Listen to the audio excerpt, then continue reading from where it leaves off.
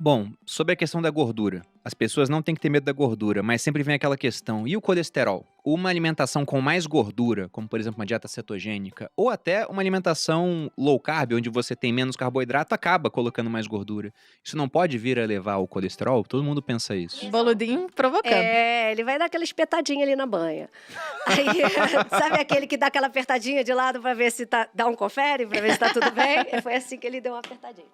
Mas é o seguinte, o colesterol, a gente costuma ver as pessoas muito preocupadas, né? Sempre com o tipo de gordura e etc. E o que a gente vê na realidade é que, normalmente, numa dieta low carb, as pessoas têm redução do colesterol. Então, o colesterol está muito mais associado a um excesso de carboidratos no cardápio do que propriamente um excesso de gordura.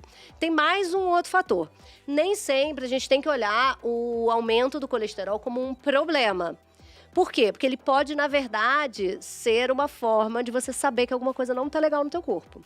Por que a gente produz mais colesterol? Para produzir mais hormônios sexuais, por exemplo. Então, se você está chegando numa fase da tua vida que você já não produz tão bem hormônio, teu colesterol pode estar só te avisando. Olha, tá faltando hormônio, seu fígado está produzindo. Grande parte do colesterol não vem da alimentação. Ele vem da produção no fígado da gente. Então, um fígado sobrecarregado, um fígado onde você, sei lá, usa muito medicamento há muito tempo, ou então uma falta de hormônio, uma desregulação da tireoide pode aumentar o colesterol. Então, primeiro olhe para o colesterol e tente entender o que ele está querendo te dizer. Né? Será que foi uma fase da sua vida que você comeu muito desorganizadamente, comeu mais carboidrato, veio da pandemia, bebeu muito e aquilo ali prejudicou? Ou isso pode estar querendo refletir outras coisas da sua saúde. Então, primeiro, pode não ser tão ruim, pode ser apenas um alerta. E segundo, o que você pode rever na tua alimentação? Então, muito carboidrato, muito açúcar, xarope de glicose, coisas que podem fazer, inclusive, o teu fígado funcionar mal, a tua insulina ficar alta e o teu corpo começar a produzir mais colesterol. Então quer dizer que mais açúcar também pode levar mais colesterol? Sim, perfeito. Uma das frações do colesterol, que é o triglicerídeo, ele é praticamente todo alterado pelo consumo maior de carboidratos. Uhum. Então, muitas vezes é essa fração que tá alta, porque as pessoas comem basicamente carboidrato, e aí, quando elas diminuem, diminui todo o colesterol. O povo, quando olha o colesterol total, acha que é uma coisa só, né? E, na verdade, não. O colesterol tem várias frações e é preciso olhar elas separadamente e também elas uma entre a outra, né? Tem várias frações que você combina com outras para ver se a sua saúde tá boa e tal. E também tem a questão da indústria farmacêutica aí, porque algumas frações do colesterol ela consegue mexer com medicamentos e outras não. Então, é meio que elas têm o interesse em vender medicamentos, então talvez não te curar. Um dos mais vendidos do mundo é um medicamento para colesterol. Uhum. Exatamente.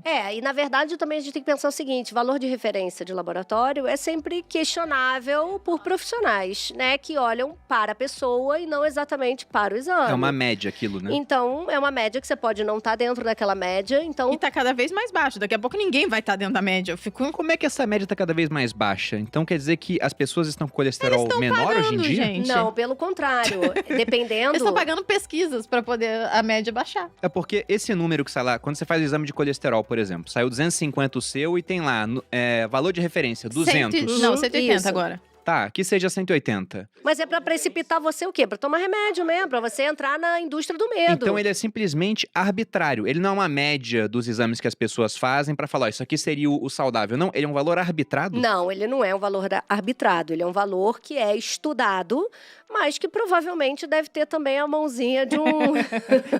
Tem alguém interessado submetido a aí. estímulos.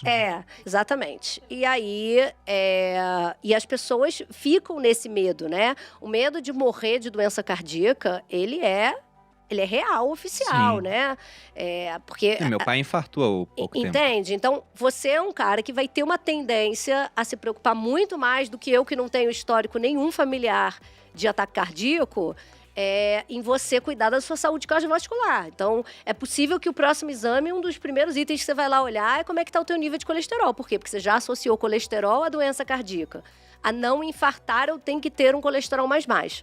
E, na verdade, a gente tem que proteger essa molécula de colesterol, né? Então, a gente tem que defender ela de ataque de inflamação no nosso corpo. Então, mais uma vez, aquela alimentação que é inflamatória, que é cheia de laticínio, que é cheia de trigo, que é cheia de açúcar, cheia de embutido, ela também não vai proteger o teu colesterol de aumentar. Tem um ponto muito curioso sobre isso, de perder o medo da gordura. A gente viu, agora eu não vou lembrar quem falou, mas era um pesquisador brasileiro afirmando que ele viu um estudo, se não me engano foi o Dr. Souto na época que falou isso, que ele viu um estudo onde acompanharam pessoas fazendo low carb durante um tempo e no final algumas pessoas estavam pior do que no começo.